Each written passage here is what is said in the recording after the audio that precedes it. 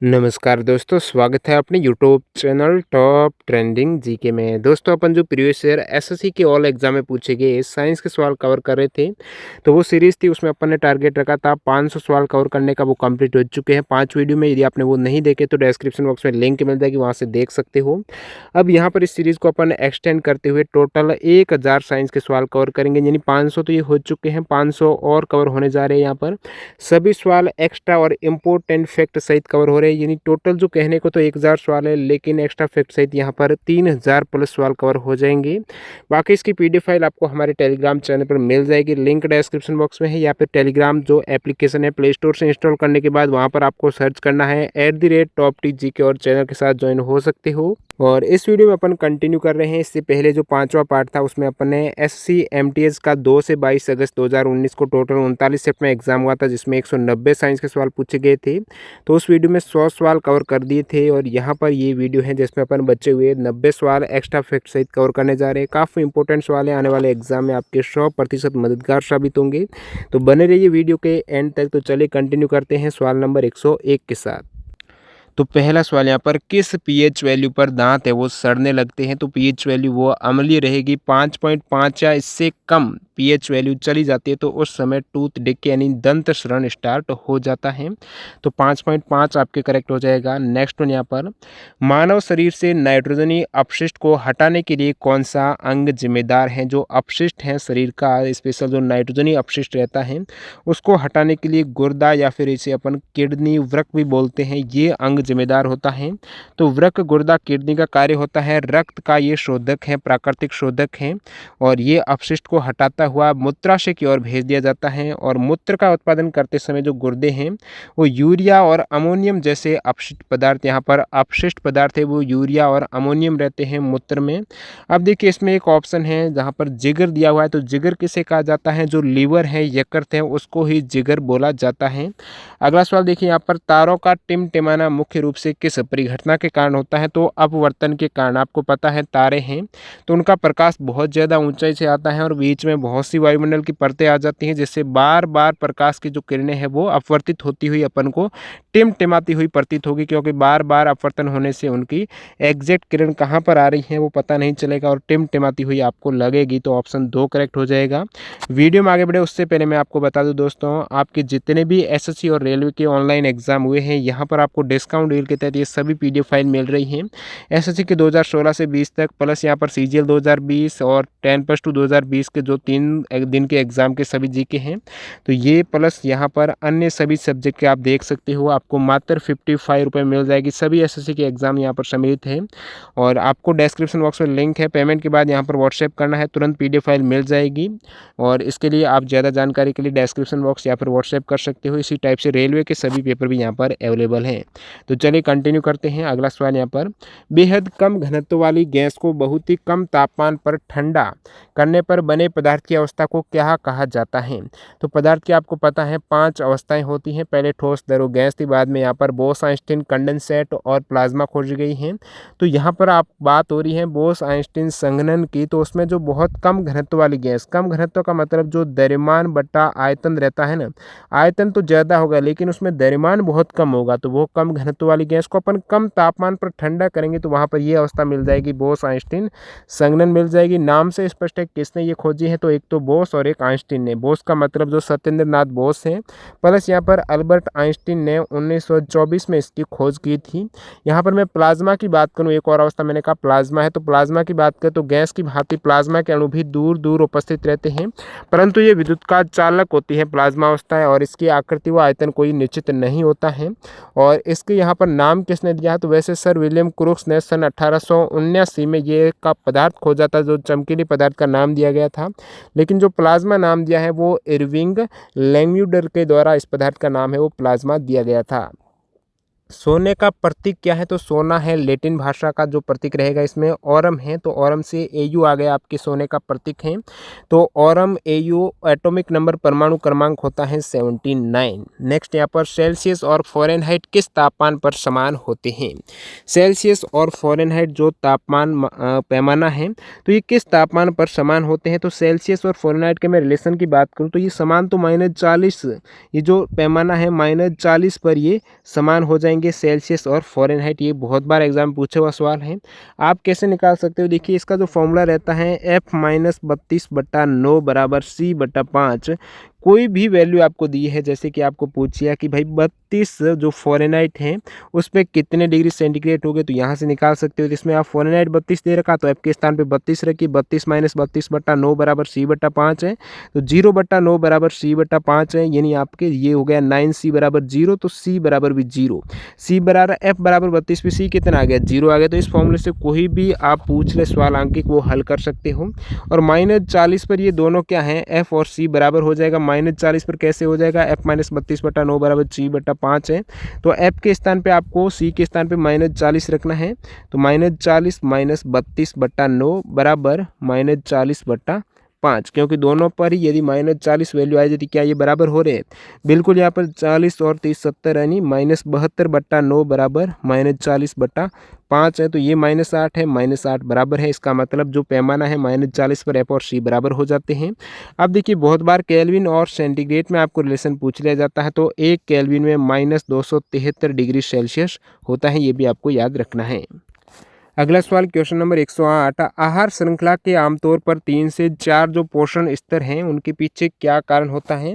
तो आहार श्रृंखला की बात करूं तो प्रत्येक स्तर पर ऊर्जा में हानि होती है। कैसे होती है, इसमें अलग अलग पोषण स्तर होते हैं। जैसे कि मैं पहला पोषण स्तर बात करूं तो वो पेड़ पौधे आ जाएंगे। आपको पता है पेड़ पौधे स्वपोषी होते हैं, अपना भोजन स्वयं सूर्य के प्रकाश है, प्लस यहाँ पर पानी है, कार्बन डाइऑक्साइड है, इससे ये शर्करा और ऑक्सीजन बना देंगे, अपना भोजन स्वयं बनाते हैं। तो ये स्वपोषी और प्राथमिक स्तर हो जाएगा प्रथम। सेकंड स्तर कौन सा होगा, जो पेड़ पौधों पर डिपेंड है, तो भोजन पेड़ पौधों से वो करेंगे, पेड़ पौधों से ग्रहण करेंगे, तो ये सेकंड पोषण स्तर हो गया। तो प्राथमिक से प्रथम से सेकंड पोषण स्तर पर देखिए प्राथमिक पेड़ पौधों ने जितनी भी एनर्जी बनाई है, यहाँ पर सूर्य से जितना भी भोजन बनाया है, तो उस एनर्जी का मात्र 10% यहाँ पर सेकंड जो पोषण स्तर है उसमें ट्रांसफर होगा, 90% हानि हो जाती है बीच में ही। और बात करें यहाँ पर दूसरे पोषण स्तर से, फिर तीसरे पोषण स्तर, जो तीसरा पोषण स्तर होगा वो जो यहाँ पर शाकाहारी है, दूसरा तो शाकाहारी हो गया, पेड़ पौधों से भोजन बना रहा है, तो तीसरा पोषण स्तर इन शाकाहारियों से भोजन बनाएगा और खुद मांसाहारी बन जाएगा। चौथा यहाँ पर पोषण स्तर है वो तीसरे से भी बना सकता है, दूसरे भी, यानी शाकाहारी मांसाहारी, जैसे कि मानव हो गया। तो प्रत्येक स्तर पर ऊर्जा में हानि होती है, यानी 10% ऊर्जा का स्थानांतरण होता है, 90% यहाँ पर ऊर्जा विलुप्त हो जाती है।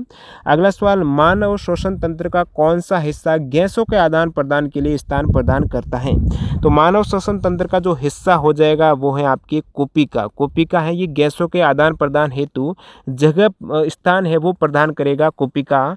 कोपिका की बात करें तो ये कैसे है, कहाँ पर है, तो ये फेफड़ों के अंदर पहुंचकर जब श्वसनिकाएं हैं वो एक गुब्बारे जैसी रचना में बदल जाती हैं। श्वसनिकाएं फेफड़ों के अंदर पहुंचकर अंत में एक गुब्बारे जैसी रचना बदल जाती हैं और इन्हीं रचना को कोपिका कहा जाता है। और कोपिका है ये नासा द्वार से आने वाली वायु को एक सतह उपलब्ध कराती है, जगह स्थान प्रदान कराएगी, जो कि गैसों के विनिमय है वो वहाँ से इजिली हो सकता है। अगला सवाल, फलों से निर्मित मनपसंद पेय है रूह अफ़ज़ा के निर्माता कौन है। तो रूह अफ़ज़ा जो एक पेय पदार्थ, एक तरीके से ये शरबत है।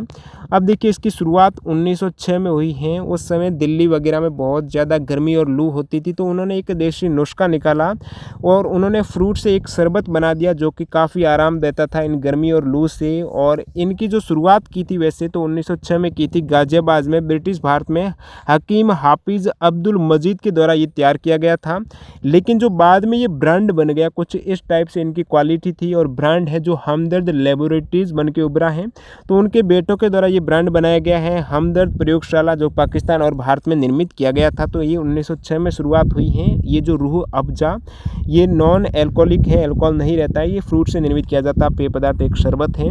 सीसा या फिर इसे लेड कहते हैं। ये तत्वों का प्रतीक क्या है, तो लेड का जो प्रतीक है वो Pb हो जाएगा। एलिमेंट नंबर कितने हैं, परमाणु क्रमांक कितने हैं, तो 82 है इस लेड का। नेक्स्ट यहाँ पर धातुओं के साथ जल मिश्रित अम्लों की अभिक्रिया होने पर कौन सी गैस उत्पन्न होती है। तो धातुओं के साथ जब जल मिश्रित अम्ल की रिएक्शन हो जाती है धातु के साथ, तो वहाँ पर हाइड्रोजन गैस उत्पन्न होती है। बहुत बार ये मैं करा चुका हूँ सवाल। तो यहाँ पर इस प्रकार से रिएक्शन हो जाती है। एसिड के साथ यदि मेटल यहाँ पर जैसे कि जिंक प्लस में HCl ले लूँ तो ZnCl है और फिर यहाँ पर ये ZnCl2 हो जाता है। तो इस प्रकार से इसमें हाइड्रोजन गैस है H2 है वो निकल जाती हैं जब एसिड के साथ मेटल की रिएक्शन होती है। अगला सवाल, निम्नलिखित में से कौन सी गैस खाद्य उत्पाद में दुर्गंध का कारण बनती है? इससे प्रीवियस वीडियो में आपको बता चुका हूँ। उसमें एक नाइट्रोजन का था, चिप्स के पैकेट में नाइट्रोजन रहती है जो अक्रिय रहती है, ऑक्सीजन को वहाँ पर एक रिप्लेस कर देती हैं, इसके कारण नाइट्रोजन का होता है। तो जो खाद्य पदार्थ हैं उसमें दुर्गंध का कारण बनती हैं, तो वो तो आपके कारण तो ऑक्सीजन बन जाएगी दुर्गंध का कारण, और इस दुर्गंध को हटाने के लिए दुर्गंध नहीं हो तो उसमें क्या मिलाया जाता है? नाइट्रोजन वगैरह। तो ऑक्सीकरण होने के कारण वहाँ पर दुर्गंध बन जाती हैं। और अगला सवाल देखिए, ग्राफीन क्या है? तो ये कार्बन का अपरूप है, ग्राफीन है। तो ग्राफीन की बात करूँ तो आपको पता है कार्बन के 3 जो क्रिस्टलीय अपरूप हैं उसमें हीरा है, ग्रेफाइट है, फुलरिन है। तो ये ग्रेफाइट जो अपरूप रहता है उससे बना हुआ है ग्राफीन। ग्रेफाइट की एक बहुत ही, देखिए यहाँ पर 2D आकृति बन जाती है, वो एक अणु की एक सामान्य कार्बन की पतली परत बन जाती है जो ग्राफीन कहलाती है, ग्रेफाइट से ही बनती है।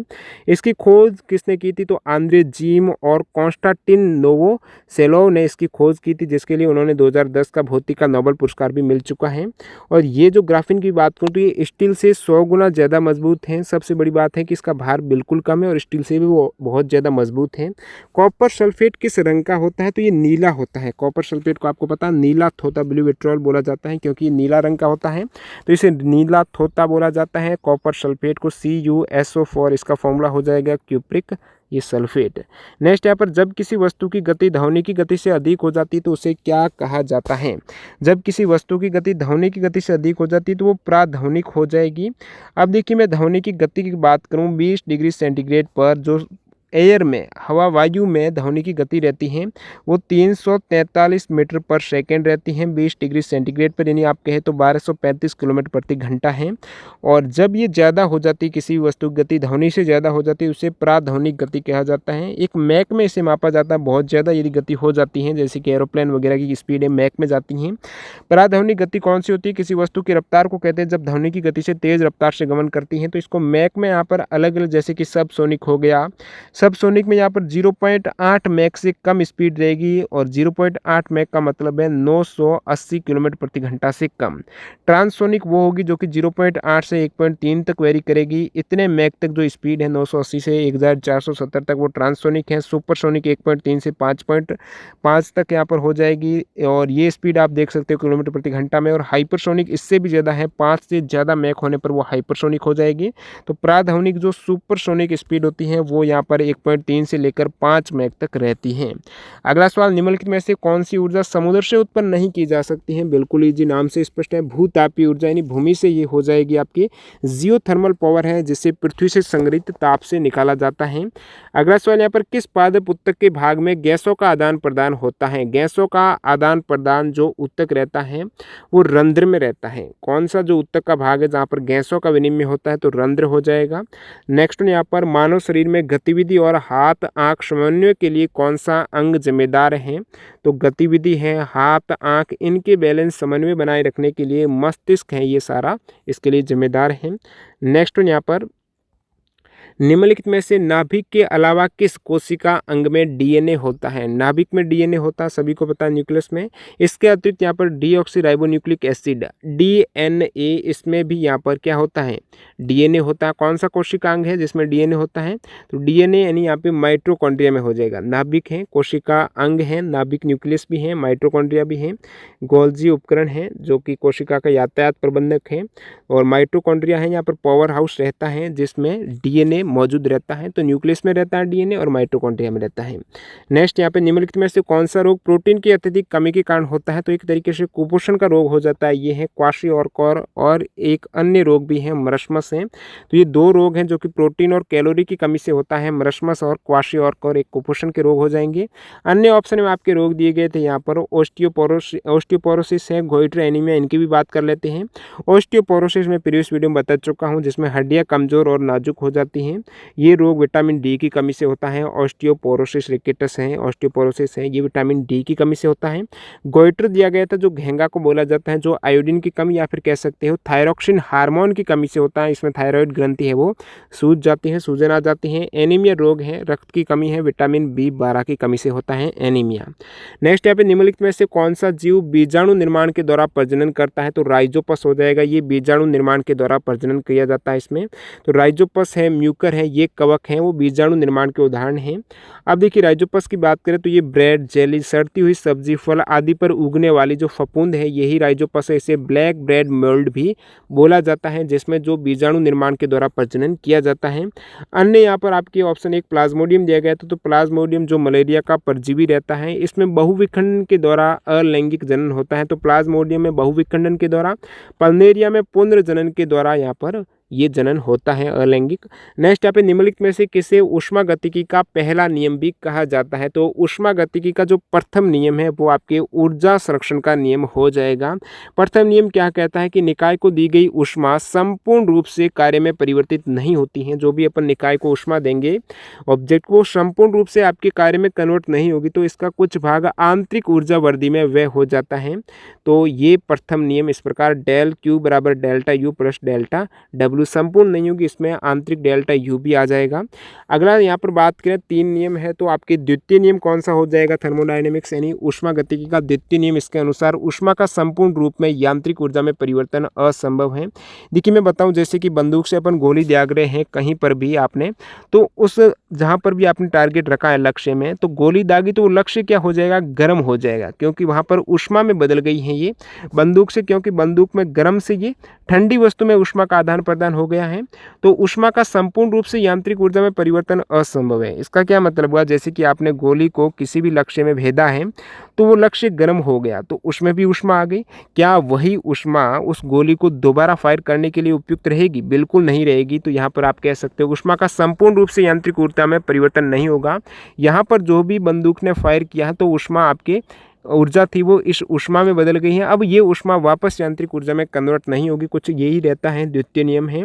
और ऊष्मागतिकी का तीसरा नियम कहता है परम शून्य ताप पर, यानी 0 केल्विन ताप रहता है, वही परम शून्य ताप है, उस पर किसी ऊष्मागतिक निकाय की एंट्रोपी यानी जो अव्यवस्था रहती है वो शून्य होती है।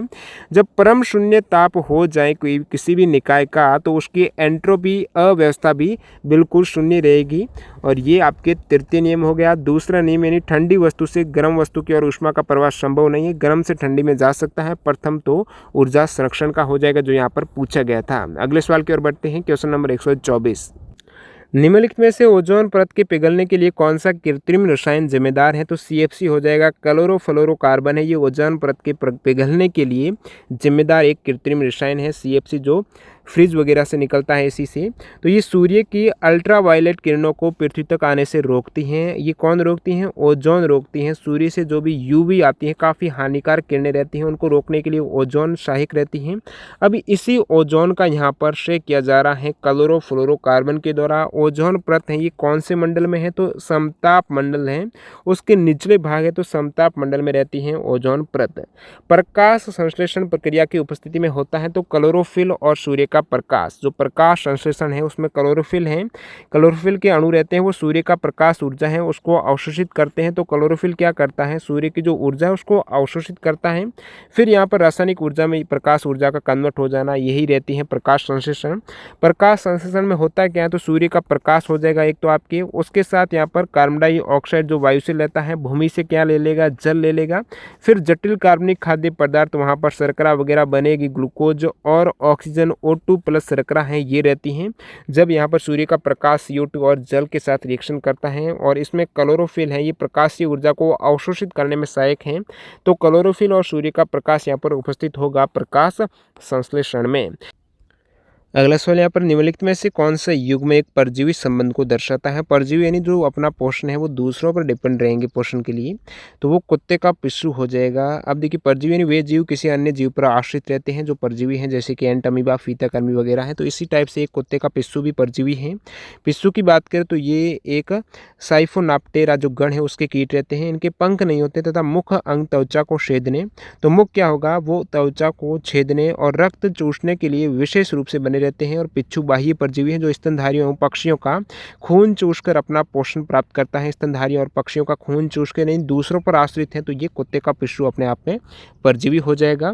अगला सवाल देखिए यहाँ पर क्वेश्चन नंबर 127 है। भौतिकी में दाब का सूत्र आपको पूछा है। दाब बराबर बल बटा क्षेत्रफल, सभी को पता होना चाहिए। बल का मात्रक क्या है? न्यूटन। क्षेत्रफल का तो जो ऐसा यूनिट है वो मीटर स्क्वायर हो जाएगा। दाब का मात्रक की बात करें तो यहाँ पर जो ब्लेज पास्कल ने दिया था, तो पास्कल हो जाएगा दाब का मात्रक। अगला सवाल यही है, निम्नलिखित में से किसका मात्रक है है वो ब्लेज पास्कल के नाम पर है, तो ये द आपका मात्रक करेक्ट है। अगला सवाल देखिए यहाँ पर, निम्नलिखित में से कौन सी बीमारी वायरस के कारण होती है? तो बीमारी आपकी खसरा है। खसरा रोग वायरस जनित है, बाकी दाद कवक से होता है, हैजा टाइफाइड है, ये बैक्टीरिया से होने वाले रोग है। तो आपको वायरस का पूछा तो इसमें खसरा करेक्ट हो जाएगा, दाद कवक के कारण हो जाएगा। टाइफाइड है, ये कौन से जीवाणु से होता है? तो साल्मोनेला टाइफी नामक जीवाणु से। तो टाइफाइड है ये साल्मोनेला टाइफाइड जीवाणु से, टाइफी जीवाणु से होता है। हैजा रोग है, ये विब्रियो कोलेरा जीवाणु है उसके कारण होता है। तो यहाँ पर खसरा है, खसरा एक वायरस जनित रोग है जो कि पैरामिक्सो वायरस के संक्रमण से होता है। ये मोरबिला वायरस की जीन से पैरामिक्सो वायरस है, तो एक श्वसन प्रणाली में होने वाला वायरस है। अगला सवाल देखिए, मानव हृदय के किस कोष्ठ को फेफड़ों से प्रचुर ऑक्सीजन युक्त रक्त प्राप्त होता है? तो मानव हृदय को कौन सा कोष्ठ है? देखिए आपको पता है मानव का हो गया, पक्षी का हो गया, 4 चैम्बर वाला हृदय रहता है, तो 4 आपके टोटल चैम्बर हो जाएंगे। 4 चैम्बर कौन से इसमें? एक तो लेफ्ट एट्रियम यानी आपके आलिंद है, लेफ्ट वेंट्रिकल यानी नीले, राइट एट्रियम राइट आपके आलिंद और राइट नीले। तो यहाँ पर होता क्या है, बात करें आपकी जो ऑक्सीजन युक्त रक्त रहता है वो शुद्ध रक्त रहता है। आपको पूछा है कौन सा जो चैम्बर है हृदय का वो फेफड़ों से ऑक्सीजन युक्त रक्त प्राप्त करता है? तो यहाँ पर 4 चैम्बर मैंने बता दिए। ऑक्सीजन युक्त रक्त आता कहाँ से है? तो मैंने कहा फेफड़ों से आता है। फेफड़ों से लाता कौन है? तो पल्मोनरी वेन। वैसे सिरा का काम होता है जो शरीर के अंगों में गया हुआ रक्त है, अशुद्ध रक्त है, वो वापस हृदय में लेकर आना। लेकिन यहाँ पर सिरा ये वेन का होता है, पल्मोनरी सिरा का काम इसके उल्टा हो जाएगा, इसमें शुद्ध रक्त बहता है। जो फेफड़ों में शुद्ध रक्त है, ऑक्सीजन युक्त रक्त है, वो क्या करती है पल्मोनरी वेन यहाँ पर लेफ्ट एट्रियम में लाके डाल देती है। तो आपको पूछा है किस में, कौन से चैम्बर में शुद्ध रक्त आता है फेफड़ों से? तो ये लेफ्ट एट्रियम यानी बाएं आलिंद में आता है। अब देखिए बात करूँ यहाँ पर एक और आती है पल्मोनरी आर्टरी। तो यहाँ पर जो रक्त अशुद्ध हो जाता है, शिरा क्या करती हैं, अशुद्ध रक्त को वापस हृदय में लेके आ जाती हैं। धमनी है, शुद्ध रक्त को जो हृदय पंप करता है वो विभिन्न अंगों तक ले जाती हैं, शिरा वापस लाती हैं। वापस कहाँ से लेके आएगी ये शिरा? तो राइट वेंट्रिकल में ये छोड़ देती हैं अशुद्ध रक्त। अब राइट वेंट्रिकल में जो अशुद्ध रक्त है ये धमनी के माध्यम से जाएगा। मैंने कहा धमनी में शुद्ध रक्त बहता है, लेकिन यहाँ पर एक अशुद्ध रक्त है, ये पल्मोनरी आर्टरी में जाएगा। तो राइट वेंट्रिकल से यानी राइट जो नीले हैं उससे ये अशुद्ध रक्त जाएगा पल्मोनरी आर्टरी के द्वारा वापस किस में जाएगा? लंग्स में जाएगा शुद्ध होने के लिए। तो बाएं आलिद में आता है शुद्ध और अशुद्ध आता है राइट वेंट्रिकल में, जो कि वापस शुद्ध होने के लिए फेफड़ों में जाता है। अगला सवाल देखिए यहाँ पर क्वेश्चन नंबर 131, कौन सा कोशिका अंग किसी भी पदार्थ है, बाहरी पदार्थ तथा खराब कोशिका अंग को पचाकर कोशिका को साफ रखने में मदद करता है? तो आपको पता है आत्मघाती थैली है, लाइसोसोम है, जहाँ पर यदि कोशिका मृत हो जाती है, नष्ट हो जाती है, तो अपने इसमें ऐसे एंजाइम है खुद ही कोशिका को पचा लेते हैं, अपनी ही कोशिका को। तो ये अन्य कोशिका भी बाहरी पदार्थ हैं उनको भी पचाकर साफ करने में मदद करता है, लाइसोसोम करेक्ट हो जाएगा। नेक्स्ट यहाँ पर निम्नलिखित में से कौन सा एक असंतृप्त कार्बन यौगिक नहीं है? असंतृप्त का मतलब जिसमें कार्बन और कार्बन के मध्य डबल बॉन्ड या फिर ट्रिपल बॉन्ड रहेगा।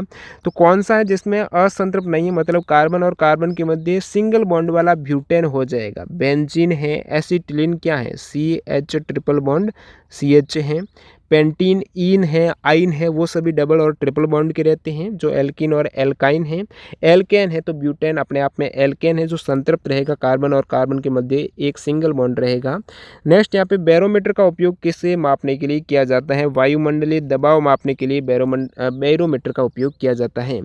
और बैरोमीटर का जब पाठ्यांक अचानक गिरने लगता है तो वहाँ पर अंदाज़ा लगाया जाता है, आंधी और तूफान का संकेत हो जाता है जब बैरोमीटर का पाठ्यांक है वो अचानक गिरने लग जाता है।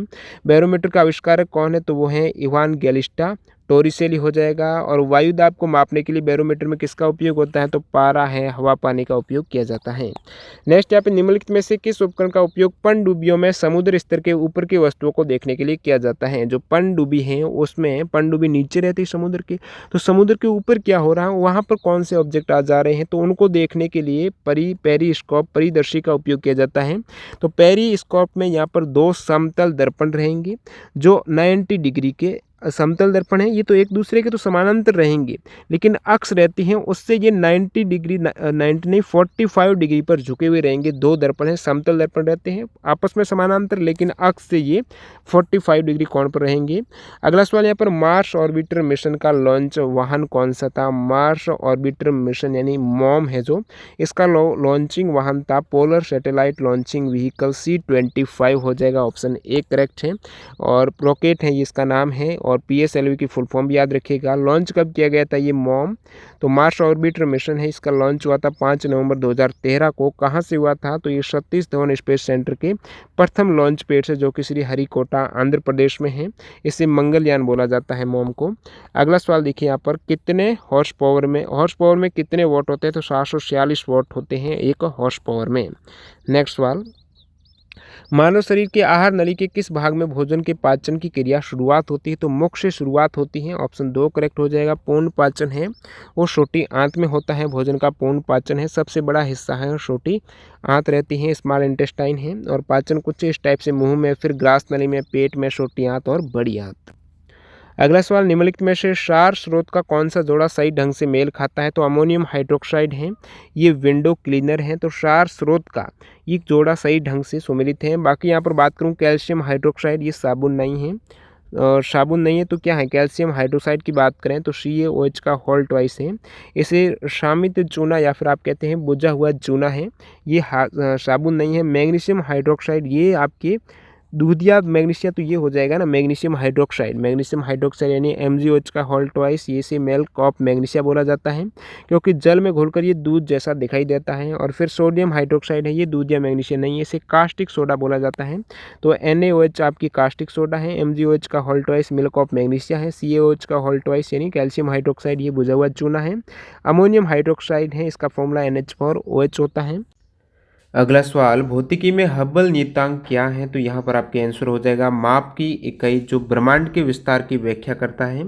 हबल नियतांक की बात करें तो एडविन पावल हबल एक अमेरिकी खगोल शास्त्री हैं, इनके नाम पर यह नियतांक रखा गया है जो कि ब्रह्मांड के विस्तार की व्याख्या करता है। तो जो एडविन पावल हबल हैं, इन्होंने हमारी गैलेक्सी जो मिल्की वे हैं, इसके अतिरिक्त जो भी अन्य गैलेक्सियाँ हैं उनकी खोज करके हमेशा के लिए मानव जाति की ब्रह्मांड के बारे में अवधारणा है वो बदल डाली थी। तो उन्होंने एक सिद्धांत दिया था जो हबल सिद्धांत है, उसके अनुसार कोई भी गैलेक्सी पृथ्वी से जितनी दूर होती है उससे आने वाला प्रकाश का डॉपलर प्रभाव उतना ही अधिक होता है। यानी आप कह सकते हैं जो हमारा ब्रह्मांड है वो निरंतर बढ़ती हुई गति से फैल रहा है, और जो ये विस्तार हो रहा है ब्रह्मांड का, इसकी व्याख्या का जो नियतांक है, माप की इकाई है, वही आपके हबल नियतांक हो जाएगा। तो 4 यहाँ पर ऑप्शन करेक्ट हो जाएगा। नेक्स्ट यहाँ पे, शरीर में किस हार्मोन की कमी के कारण घेंगा या फिर जो गोइटर रोग होता है, तो थायराइड ग्रंथि से निकलने वाला थायरॉक्सिन हार्मोन की कमी के कारण, यानी जो आयोडीन है उसकी कमी के कारण घेंगा या फिर गोइटर रोग हो जाता है। नेक्स्ट यहाँ पर, पिता के गुणसूत्रों के किस संयोजन से लड़की का जन्म होता है, तो आपको पता होना चाहिए जो लैंगिक गुणसूत्र होते हैं नर और मादा में, वो अलग अलग होते हैं। तो जो टोटल तो आपके 23 जोड़ी गुणसूत्र होते हैं, उसमें 22 जोड़ी तो कॉमन होते हैं 44 गुणसूत्र, और एक जोड़ी दो गुणसूत्र होते हैं। जैसे कि आपकी बात करें नर की मादा की, तो नर में होता है XY और मादा में होता है XX। जब ये लैंगिक गुणसूत्र हैं, इनका यहाँ पर मैं संयोजन की बात करूँ तो कुछ इस टाइप से संतान की यहाँ पर उत्पत्ति है। तो X और नर का यदि X मादा के X से मिल जाए तो ये आपके XX फिर मादा का जन्म होगा, यानी लड़की का जन्म होगा। और ये X है वो मादा के इस X से मिल जाए, पहले इस X से था, दोनों के केस में आपको लड़की का जन्म होगा। सेकंड केस की बात करूँ तो नर का जो Y गुणसूत्र है मादा के X से मिल जाए तो XY, YX है तो ये भी XY, तो यहाँ पर लड़के का जन्म हो सकता है। तो 50% चांसेज रहता है लड़की या फिर लड़के का जन्म होने का। इस टाइप से ये गुणसूत्रों का संयोजन होता है। तो इसमें जो पूछा गया था पिता के गुणसूत्र के किस संयोजन से लड़की का जन्म होता है, तो लड़की का पूछा है तो XX लड़की है और लड़के के लिए XY गुणसूत्र होने चाहिए। नेक्स्ट यहाँ पर, निम्नलिखित में से किस ग्रह पर नासा ने क्यूरोसिटी रोवर भेजा था, तो मंगल ग्रह पर भेजा था नासा ने क्यूरोसिटी जो रोवर है वो मंगल पर मंगल विज्ञान प्रयोगशाला के साथ भेजा गया एक रोवर है।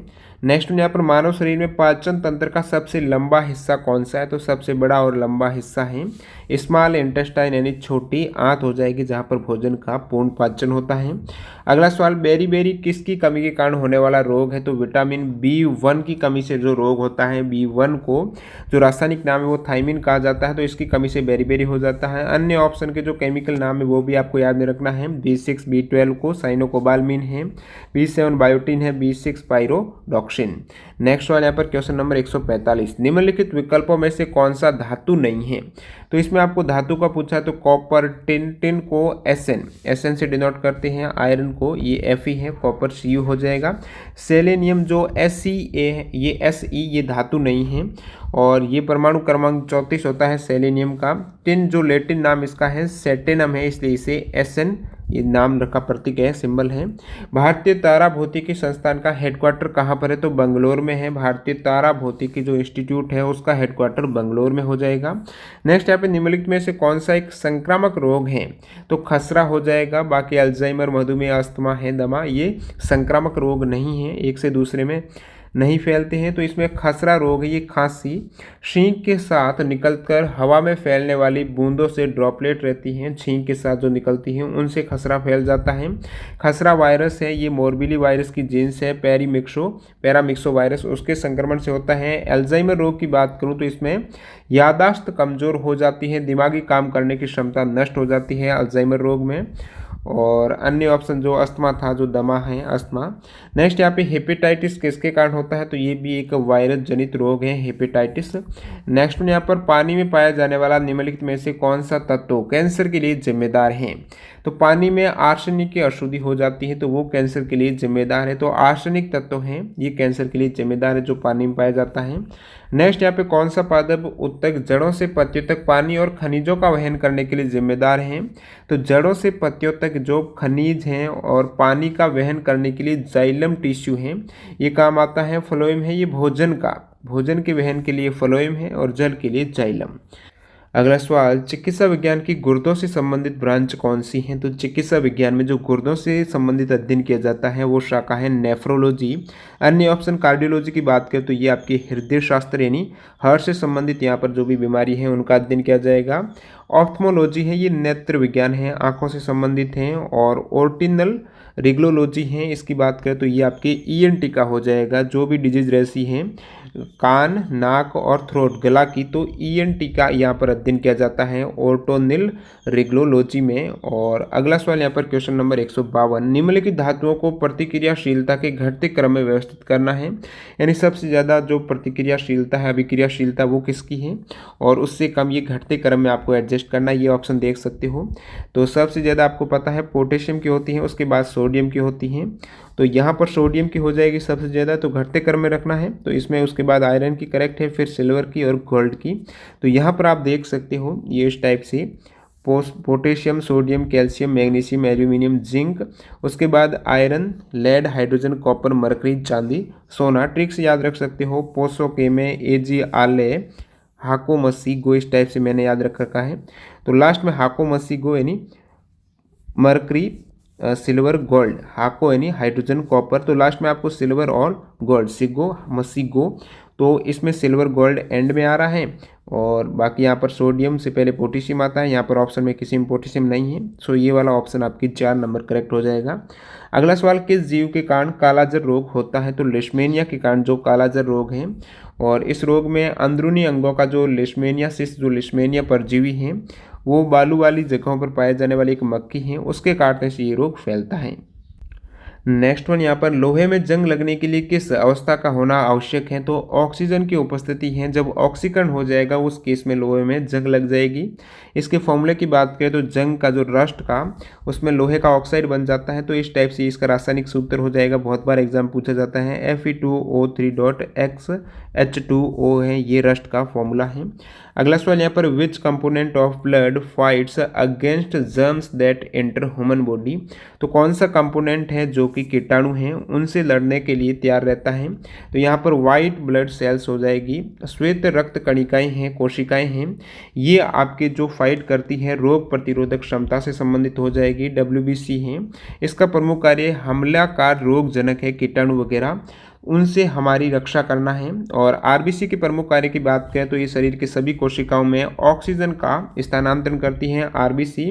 और यहाँ पर बिम्बाणु भी हैं, तो RBC, WBC और बिम्बाणु। तो इसमें बिम्बाणु या फिर इसे प्लेटलेट्स बोला जाता है, इसका कार्य होता है रक्त का थक्का बनाने में ये सहायक है, यानी रक्त स्राव को रोकने के लिए ये एक अस्थायी दीवार का निर्माण करती है। नेक्स्ट यहाँ पर निम्नलिखित में से किस गैस के कारण कोयला खदानों में विस्फोट होता है? तो गैस है मीथेन के कारण कोयला खदानों में विस्फोट हो जाता है। अगला सवाल, स्टेनलेस स्टील के निर्माण में निम्नलिखित में से किसका उपयोग नहीं किया जाता है? तो जो एलॉय है स्टेनलेस स्टील, ये किससे बनी होती है? तो इसमें एक तो आयरन लोहा होता है, प्लस यहाँ पे कौन सा होता है? तो लोहे के साथ कार्बन होता है, क्रोमियम होता है, निकल होता है, सिलिकॉन होता है, मैंगनीज, नाइट्रोजन और इस प्रकार के तत्व इस मिश्र धातु में सम्मिलित रहते हैं। तो इसमें सल्फर नहीं होता, किसका उपयोग नहीं होता? बाकी क्रोमियम, निकल, कार्बन और आयरन का उपयोग किया जाता है। अगला सवाल, महाद्वीपीय द्रव्यमान का मुख्य खनिज घटक क्या है? तो महाद्वीपीय द्रव्यमान की बात करें तो सिलिका और एल्यूमिनियम है, सिलिका और एल्यूमिना है महाद्वीपीय द्रव्यमान का मुख्य खनिज घटक। तो यहाँ पे एक तो है महाद्वीपीय भूपरपट्टी और एक है महासागरीय भूपरपट्टी। तो महाद्वीपीय का यहाँ पर पूछा गया है तो सिलिकॉन व एल्यूमिनियम से भरपूर खनिज की बनी होती है ये महाद्वीपीय भूपरपट्टी, इसलिए इस परत को कभी कभी सियाल बोला जाता है। सियाल का मतलब क्या हो गया? इसमें SI यानी सिलिकॉन, AL यानी एल्यूमिनियम है, तो इससे बनी होती है महाद्वीपीय भूपरपट्टी।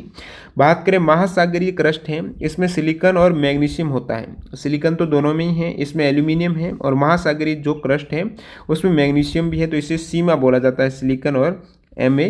तो सीमा बोला जाता है महासागरीय को और महाद्वीपीय को बोला जाता है सियाल यानी सिलिकॉन और एल्यूमिनियम। नेक्स्ट यहाँ पर, मनुष्य के कान का कौन सा भाग अपने आसपास से ध्वनि एकत्रित करता है? तो बाह्य भाग रहता है कान का, जो पिना है ये आसपास से ध्वनि एकत्रित करता है। अगला सवाल, लेंस की क्षमता की SI यूनिट क्या है? तो बहुत बार बता चुका हूँ मैं आपको, इसे डायोप्टर D से डिनोट किया जाता है। D बराबर ये फोकल लेंथ की व्युत्क्रमानुपाती होती है। अगला सवाल, निम्नलिखित में से कौन सा एक द्वितीयक प्रदूषक है? तो दो प्रदूषक होते हैं, प्राथमिक प्रदूषक जो सीधे स्रोत से उत्पन्न होते हैं, जो भी स्रोत है जैसे कि कार्बन मोनोऑक्साइड CO हो गया, कार्बन डाइऑक्साइड CO2 है, सल्फर डाइऑक्साइड और बेंजीन है, ये डायरेक्ट स्रोत से उत्पन्न होते हैं। अब जो द्वितीयक प्रदूषक है वो इनसे उत्पन्न हो जाएंगे, कार्बन मोनोऑक्साइड से प्रदूषक उत्पन्न हो जाएगा, कार्बन डाइऑक्साइड से जो प्रदूषक बनेगा, तो ये द्वितीयक प्रदूषक में आपके ओजोन आ गया, जो कि इन सभी से बनता है CFC वगैरह से। तो ओजोन है, फॉर्मेल्डिहाइड है, धुआं है। तो द्वितीयक प्रदूषक प्राथमिक प्रदूषकों से ही उत्पन्न होते हैं। इसमें आपको पूछा गया है द्वितीयक प्रदूषक कौन सा है? तो सेकेंडरी में स्मॉग यानी जो धुआं हो जाएगा, ओजोन भी आगे सवाल आएगा, तो दोनों ही इंपॉर्टेंट है, ओजोन, धुआं, ये पूछा जाता है द्वितीयक प्रदूषक में। प्राथमिक में कार्बन मोनोऑक्साइड, कार्बन डाइऑक्साइड और सल्फर डाइऑक्साइड रहती है। अगला सवाल देखिए, किस कोशिका अंग के स्वयं के DNA और राइबोसोम होते हैं? तो स्वयं का DNA और राइबोसोम होता है सूत्रकणिका या फिर बोले तो माइटोकॉन्ड्रिया में। नेक्स्ट यहाँ पर, निम्नलिखित में से किस जीव का द्विकोष्ठीय हृदय होता है जिसमें 2 चैम्बर हृदय होता है? तो 2 चैम्बर होता है, मछलियों में होता है। और मनुष्य की बात करें तो 4 चैम्बर होता है पक्षी में, मनुष्य में। तो यहाँ पर मछलियों का हो जाएगा 2 चैम्बर। प्राणी स्तनधारी हैं, पक्षी हैं, उसमें 4 कोष्ठकीय हृदय होता है। और यहाँ पर मेढक की बात करूँ, फ्रॉग में 3 चैम्बर का होता है, जिसमें 2 तो एट्रिया यानी आलिंद होता है और 1 वेंट्रिकल नेले होता है फ्रॉग में। अगला सवाल देखिए, निम्नलिखित में से किस विटामिन का वैज्ञानिक नाम है कोबालमिन? तो साइनोकोबालमिन, जो कोबालमिन है, तो कोबाल्ट यहाँ पर हो जाएगा आपके विटामिन B12 का केमिकल नाम है कोबालमिन। अन्य ऑप्शन में ई की बात करूँ तो ई का जो केमिकल नाम है वो टोकोफेरॉल है, B1 का यहाँ पर थाइमिन है, सी का है एस्कॉर्बिक एसिड। नेक्स्ट यहाँ पर, किसको अक्सर प्राणी जगत के उभयचरों के रूप में जाना जाता है? तो ब्रायोफाइटा को प्राणी जगत के उभयचरों के रूप में जाना जाता है। ब्रायोफाइटा एक तरह का पादप है जो विज्ञान के अंतर्गत एक उभयचर है। उभयचर क्यों है? क्योंकि मुख्य रूप से ये पौधा थल और जल दोनों जगहों में मौजूद रहता है। ये भूमि पर तो जीवित रहता है और लैंगिक जनन के लिए जल पर डिपेंड रहता है, इसलिए ये उभयचर हो जाएगा। निम्नलिखित में से कौन सी एक उपधातु नहीं है? तो कार्बन आपको पता है उपधातु नहीं है, बाकी बोरॉन, सिलिकॉन, आर्सेनिक ये उपधातु हैं। और उपधातु की बात करें तो यहाँ पर मेटेलॉइड हैं, टोटल 6 मेटेलॉइड हैं, जैसे कि boron, silicon, germanium, arsenic, antimony, tellurium, ये 6 प्राय उपधातु कहे जाते हैं, जिसमें धातु और अधातु दोनों की प्रॉपर्टी रहती है। निम्नलिखित में से किस प्रकार के जीव में स्वपोषी पोषण पाया जाता है? तो स्वपोषी पोषण की बात करें तो जीवाणु, तो ये एक ऐसी प्रक्रिया, स्वपोषी यानी स्वयं बनाएगा भोजन, सूर्य का प्रकाश है, क्लोरोफिल वगैरह, तो जीव हैं ऐसे जिसमें कुछ तरह के जीव हैं कार्बन डाइऑक्साइड, पानी, अकार्बनिक तत्व सूर्य के प्रकाश की उपस्थिति में अपना खाना स्वयं बनाते हैं, दूसरों पर डिपेंड नहीं है, तो वो स्वपोषी हो जाएगा, दूसरों पर वो परपोषी रहता है। और स्वपोषी में हरे पौधे आ जाते हैं, ऑटोट्रॉफिक बैक्टीरिया यानी जीवाणु भी आ जाता है, स्वपोषी जीवाणु ऐसे जीव के उदाहरण हैं और इस जीवों को ऑटोट्रॉफ्स यानी स्वपोषी कहा जाता है। नेक्स्ट यहाँ पे ओजोन गैस वायुमंडल की किस परत में मौजूद है, तो ये समताप मंडल के निचले भाग में रहती है, ओजोन परत है समताप मंडल में। अब देखिए सबसे निचले जो परत है वो क्षोभ मंडल है, उसके ऊपर है समताप मंडल है, फिर आपकी मध्य मंडल है, उसके ऊपर आयन मंडल है। तो क्षोभ मंडल और समताप मंडल नीचे सबसे और सेकेंड है, इनके बीच में होता है शांत मंडल और समताप के ऊपर होती है मध्य मंडल। मध्य मंडल और समताप मंडल इनके मध्य में होता है स्टेटोपोज, ये एग्जाम में पूछा हुआ फैक्ट है स्टेटोपोज का।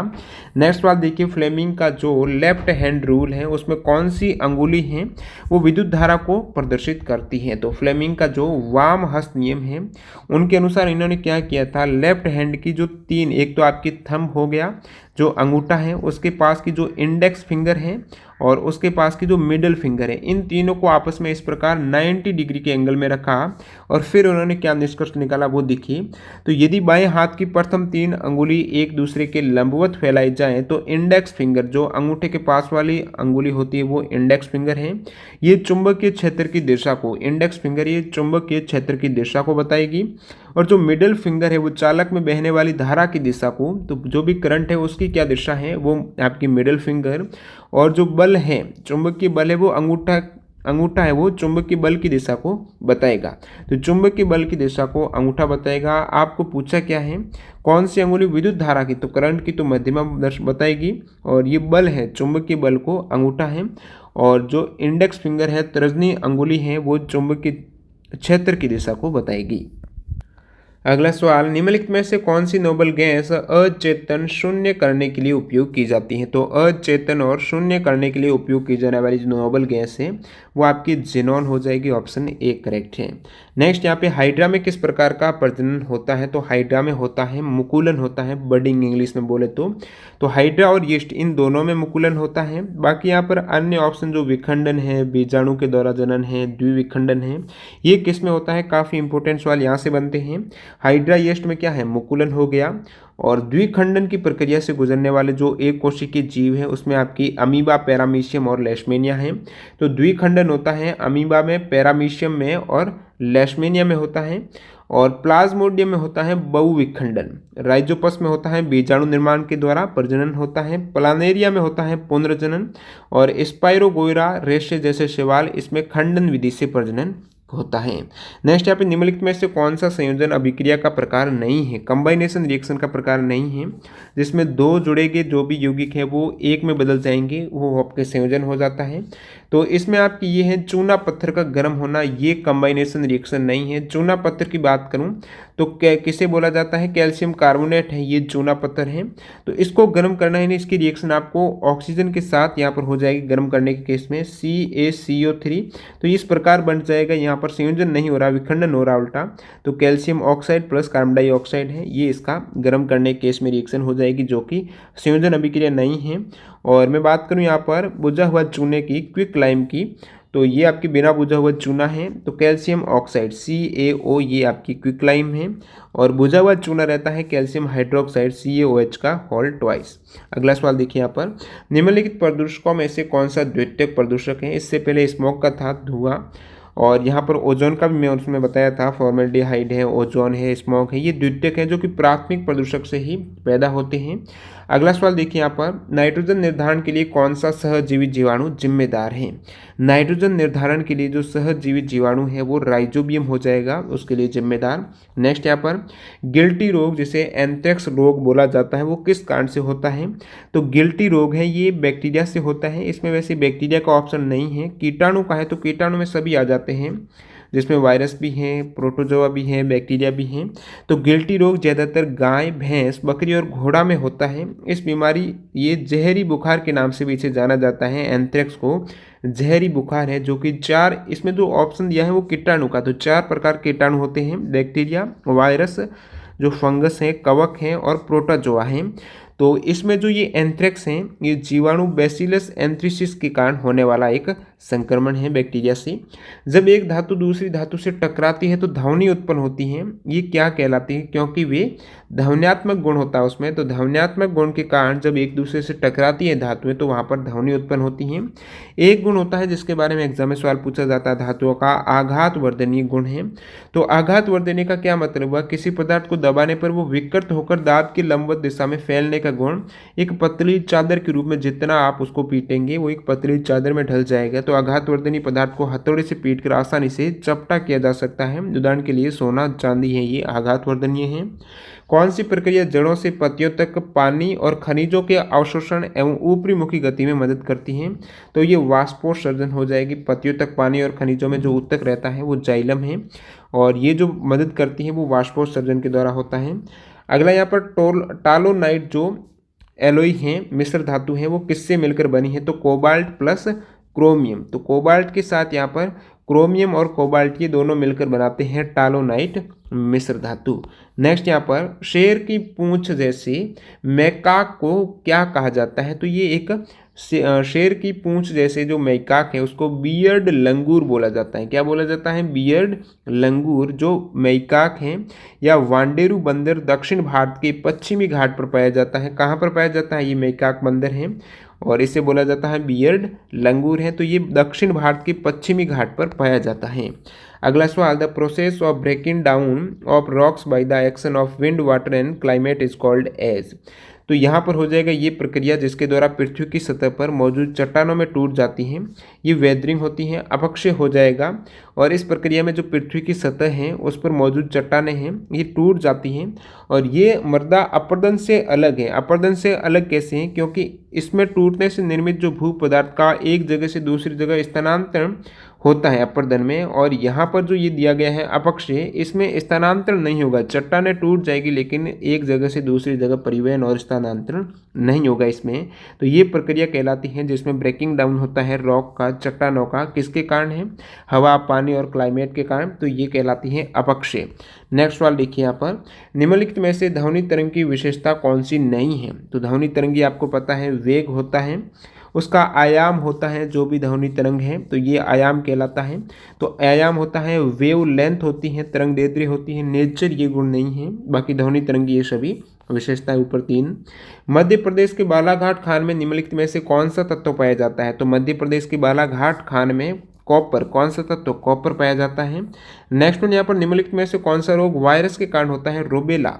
तो रूबेला या फिर जो खसरा रोग है, मैं आपको बता चुका हूँ बहुत बार, तो ये पैरामिक्सो वायरस के संक्रमण से होता है। बाकी इसमें एक ऑप्शन कुष्ठ रोग का भी है। तो कुष्ठ रोग की बात करें तो ये माइकोबैक्टीरियम लेप्री और माइकोबैक्टीरियम लेप्रोमेटोसिस जीवाणु के कारण होता है। तो कुष्ठ रोग होता है बैक्टीरिया से, माइकोबैक्टीरियम लेप्री के कारण है। इसे हैंसेन डिजीज भी बोला जाता है कुष्ठ रोग को। आपको वायरस का पूछा है तो ये रूबेला या फिर खसरा पैरामिक्सो वायरस के कारण होता है। मलेरिया की बात करें तो ये प्लाज्मोडियम परजीवी की वजह से जो मच्छर है मादा एनाफिज, इसके काटने से होता है। टेटनस है, ये क्लोस्ट्रीडियम बैक्टीरियम से होने वाला एक गंभीर है, तो ये भी बैक्टीरिया से होता है। क्लोस्ट्रीडियम बैक्टीरिया से टेटनस होता है जिसमें मांसपेशियों में दर्द और ऐंठन पैदा हो जाती है और इससे मृत्यु भी हो सकती है। किसी सरीसृप की 4 हृदय कक्ष होते हैं? तो 4 चैम्बर वाला हृदय होता है। मानव का भी होता है, पक्षी का है और मगरमच्छ का होता है। पक्षी स्तनधारी मगरमच्छ हैं, इसमें पूर्ण 4 कक्ष यानी 2 आलिंद होंगे, 2 ही यहाँ पर वेंट्रिकल नीले होते हैं। अगला सवाल, पौधों को मिट्टी के द्वारा कौन सा सूक्ष्म पोषक तत्व प्राप्त होते हैं? तो जिंक है। पौधों को मिट्टी के द्वारा जिंक यहाँ पर सूक्ष्म पोषक है। इसमें मैं फैक्ट की बात करूं तो पौधों के सामान्य विकास और वृद्धि हेतु टोटल 16 पोषक तत्वों की आवश्यकता होती है। तो इसमें भी मुख्य गौण और सूक्ष्म रहते हैं। मुख्य पोषक तत्व जिसकी बहुत ज़्यादा आवश्यकता होती है उसमें नाइट्रोजन है, फास्फोरस है और पोटेशियम, पोटास हो जाएगा। तो नाइट्रोजन, फॉस्फोरस, पोटेशियम ही मुख्य पोषक तत्व हैं। गौण जो सेकेंडरी पोषक तत्व है उसमें कैल्शियम, मैग्नीशियम और गंधक आ जाएगी। और सूक्ष्म यानी बहुत कम आवश्यकता रहती है। सूक्ष्म आवश्यकता तो रहती है लेकिन बहुत कम, तो उसमें लोहा, जिंक, कॉपर, मैग्नीज है, मोलिब्डेनम है, बोरॉन है और क्लोरीन है। तो इसमें जिंक दिया गया है, तो ये सूक्ष्म पोषक तत्व हैं। इसके अतिरिक्त ये भी आप याद रखिएगा। और अगला सवाल देखिए यहाँ पर, मोलस्का के मुंह में खिलाने के लिए रेस्पिंग ऑर्गन जैसी फाइल होती हैं, जिसे क्या कहा जाता है? तो मोलस्का है उसमें रेडुला होता है। मोलस्का वर्ग के जीवों के मुख में भोजन कुचलने के लिए, तो भोजन को कुचलने के लिए मोलस्का वर्ग के जीव हैं उनके मुख में क्या होता है? रेडुला होता है। मोलस्का वर्ग की मैं उदाहरण की बात करूं तो इसमें घोंगा है, नियोपाइलिना है, काइटिन है, सीप है, मोती शुक्ति है, सीपिया है, नोटिलस है, ये सभी आते हैं। ऑक्टोपस भी आता है। और इसमें जो आपकी बात करें पाइला की, इसका साधारण नाम घोंगा है। एप्पल स्नेल होता है। पाइला का जो साधारण नाम है, जो घोंगा दिया गया, इसे पाइला भी बोला जाता है। और जो सीपिया है, सीपिया समुद्र में पाया जाता है और इसका साधारण नाम है कटल फिश। ऑक्टोपस ये भी समुद्र में पाया जाता है, इसे डेविल फिश भी कहा जाता है। अगला सवाल, निम्नलिखित रासायनिक यौगिकों में से किसका उपयोग अचार में एक परिरक्षक के रूप में किया जाता है? तो इससे पहले वाले वीडियो में मैंने बताया था, जो भी अम्लीय हैं, अचार हो गया, जेली हो गया, उनकी रक्षा परिरक्षक के लिए, उसको खराब दुर्गंध से बचाने के लिए जो उपयोग किया जाता है वो किया जाता है सोडियम बेंजोएट का किया जाता है। ऑप्शन 2 करेक्ट है। नेक्स्ट और लास्ट सवाल देखिए, मयूर का वैज्ञानिक नाम क्या है? तो पावो स्टेटस करेक्ट हो जाएगा। बाकी अन्य ऑप्शन की बात करें तो यूडोनमिसिस जो स्कोलोपेकस हैं, ये आपकी एशियन कोयल का वैज्ञानिक नाम है। और पसीट कुआ इयोपेरेटिया है, ये है तोता का, एलेक्जेंड्रिन तोता है, उसका वैज्ञानिक नाम है। और आपको जो मयूर का पूछा है तो पावो स्टेटस करेक्ट हो जाएगा। तो दोस्तों यहाँ पर एसएससी के ऑल एग्जाम में पूछे गए साइंस की जो 1000 क्वेश्चन की सीरीज है, उसका ये 6ठा वीडियो कंप्लीट हो चुका है, जिसमें अपन ने एसएससी एमटीएस के 2019 में पूछे गए सभी साइंस के सवाल कवर कर दिए हैं। वीडियो अच्छा लगा तो लाइक ज़रूर कर दीजिए। चैनल पर पहली बार विजिट कर रहे हैं तो सब्सक्राइब कर दीजिए, पास के बेल आइकन को भी क्लिक कर देना। मिलते हैं अगले पार्ट के साथ, तब तक के लिए वंदे मातरम, जय हिंद दोस्तों।